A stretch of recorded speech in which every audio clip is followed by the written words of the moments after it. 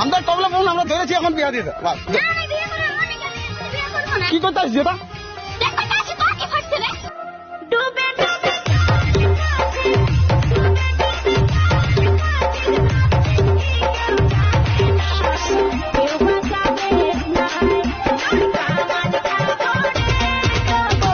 Remove status limit.